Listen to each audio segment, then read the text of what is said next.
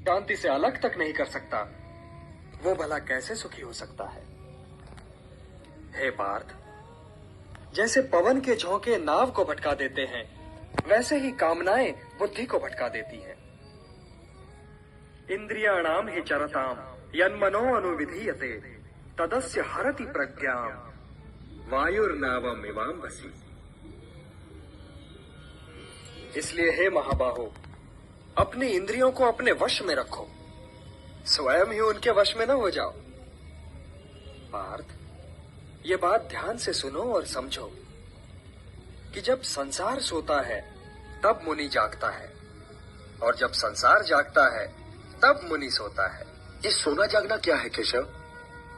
ये रात दिन कैसे है? रात और दिन की तो मैंने बात ही नहीं की थी पार्थ। मैंने तो केवल सोने और जागने के विषय में बात की थी।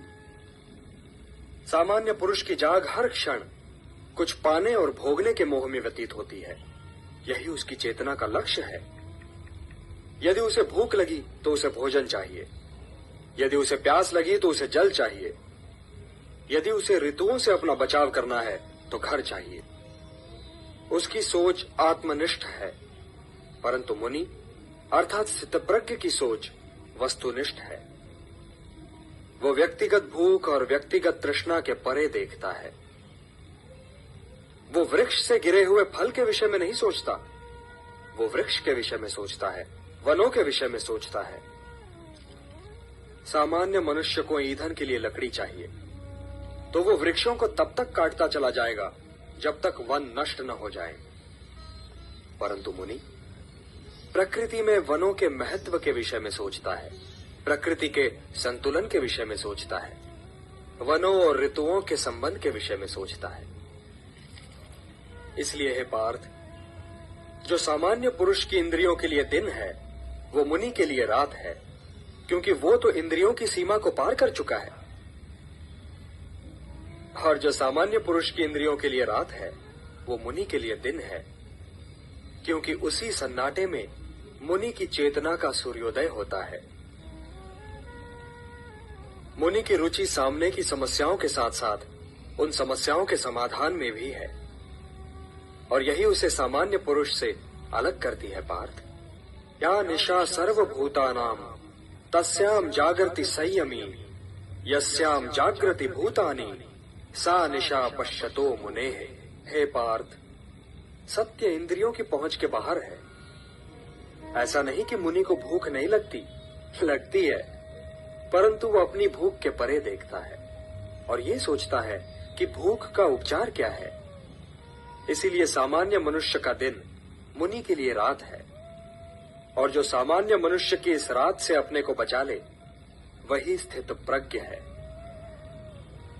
सामान्य मनुष्य तो उन नदियों की भांति है जिन्हें व्याकुलता बहा ले जाती है, परंतु उन्हें अपने मार्ग का ज्ञान नहीं होता। वो तो अंधाधुंध बही जाती हैं, क्योंकि वो केवल बहने ही को अपना कर्म समझती है, और वो अपना सारा जल, अपनी सारी उथल पुथल सागर में उड़ेल देती है।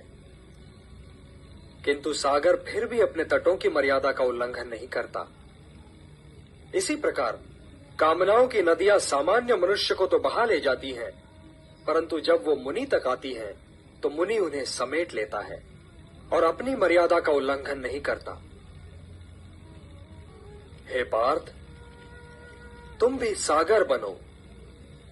सागर मुनि है, सागर ज्ञानी है। तुम भी ज्ञानी बनो पार्थ, क्योंकि ज्ञान ही उत्तम है।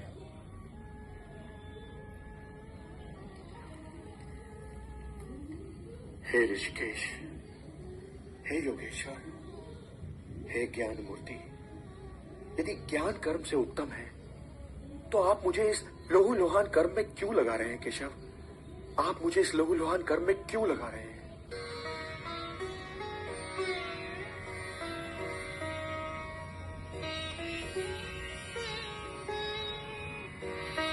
हे केशव, आपने तो मुझे उलझा दिया। यदि ज्ञान कर्म से उत्तम है तो फिर मैं ये भयानक कर्म करूं क्यों? क्यों युद्ध करूं केशव? क्यों न मुनि बनकर मौत समाधि में जा जाऊं? मैं कल्याण का मार्ग पूछ रहा हूं केशव, कृपया मुझे मार्ग दिखलाइए केशव, मुझे मार्ग दिखलाइए। लोकेस्मिन् द्विविधा निष्ठा पुरा प्रोक्ता मया नघ, ज्ञान योगेन सांख्यानां कर्म योगेन योगिनाम। हे निष्पाप अर्जुन, संसार में दो प्रकार के लोग होते हैं, अंतर्मुखी और बहिर्मुखी। जो अंतर्मुखी होते हैं वे स्वयं के भीतर जाकर ईश्वर को देखते हैं, यही ज्ञान योग है। और जो बहिर्मुखी होते हैं वे स्वयं से बाहर निकलकर उसे प्राप्त करने का प्रयत्न करते हैं, किंतु कर्म से छुटकारा नहीं, क्योंकि स्वयं के भीतर जाकर उसे खोजना भी तो कर्म ही है। हे कुंती पुत्र, मार्ग तो यही दो हैं, एक ज्ञान योग का और दूसरा कर्म योग का।